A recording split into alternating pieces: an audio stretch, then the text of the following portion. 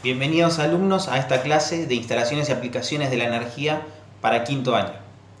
Este primer tema que vamos a abordar en su primera faceta habla acerca de las instalaciones de vapor. Bueno, justamente vamos a ver algunas propiedades que tiene el vapor. En primer lugar, lo destacamos como un elemento muy importante en cualquier clase de industria que vamos a encontrar el vapor, ya sea en industrias cerveceras, alimenticias, automotrices, metalúrgicas. Siempre vamos a encontrar instalaciones de vapor, por lo cual van a ser muy importantes que nosotros las aprendamos a estudiar desde el punto de vista técnico, en cuanto al cálculo, mantenimiento y también en cuanto a sus instalaciones. Lo primero que queremos abordar con este video son las propiedades que tiene el vapor.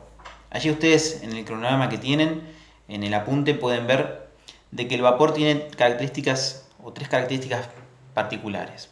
Ellas pueden ser principalmente de que no contaminan, de que no alteran el medio ambiente, y esa es una particularidad muy importante para que pueda ser utilizado en las industrias. También nos encontramos con el vapor como un excelente transmisor de energía en forma de calor. ¿Sí?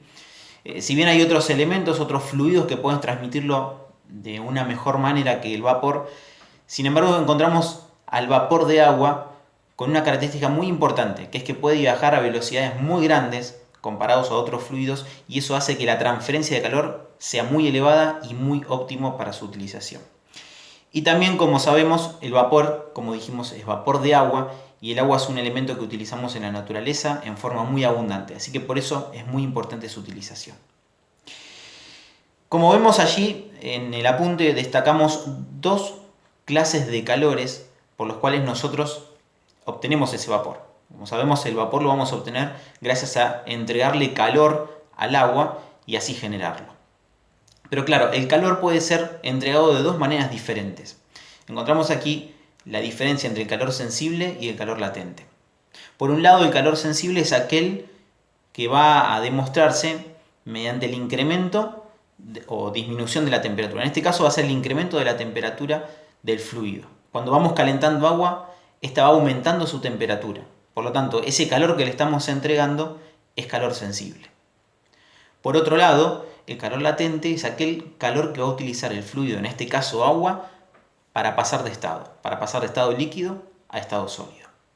Podemos poner el ejemplo de lo que pasa con una pava de agua, lo ponemos para calentar el mate, en el cual la primera etapa nosotros ponemos la pava con agua y esta empieza a calentarse o a recibir calor de la hornalla.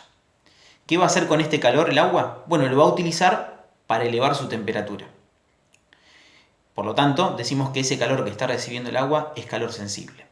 Sin embargo, cuando llega a una temperatura de ebullición, que la presión atmosférica es unos 100 grados aproximadamente, nos encontramos con que la temperatura deja de aumentar, ya no aumenta más. Por lo tanto, ese calor que está recibiendo, que sigue recibiendo esa pava de agua, no es calor sensible, sino que es calor latente, ya que lo está utilizando para cambiar de estado líquido a estado gaseoso. Eso es una particularidad muy importante y una diferencia que vamos a tener en cuenta con el paso del estudio, tanto en instalaciones de vapor como después en instalaciones frigoríficas también. Dos particularidades de lo que le pasa a este fluido, al vapor de agua. También lo encontramos con otros elementos, con otros fluidos, pero podemos mencionar de que cuando nosotros incrementamos la presión a la que se encuentra ese vapor de agua, vemos que su volumen específico empieza a disminuir. ¿Qué significa esto? Que el volumen que ocupa una masa de agua empieza a disminuir cada vez más. Esto es muy importante tenerlo en cuenta, ya que nos va a dar la idea de cañerías, de tuberías, de cómo éstas nos pueden indicar si lo que está pasando ahí tiene mayor o menor presión. Como dijimos, a mayor presión el volumen específico disminuye, es decir, necesita menos volumen el fluido. Por lo tanto, instalaciones que tengan conductos más pequeños que otros, podemos tener la interpretación de que tienen una presión interior mucho más grande que el otro.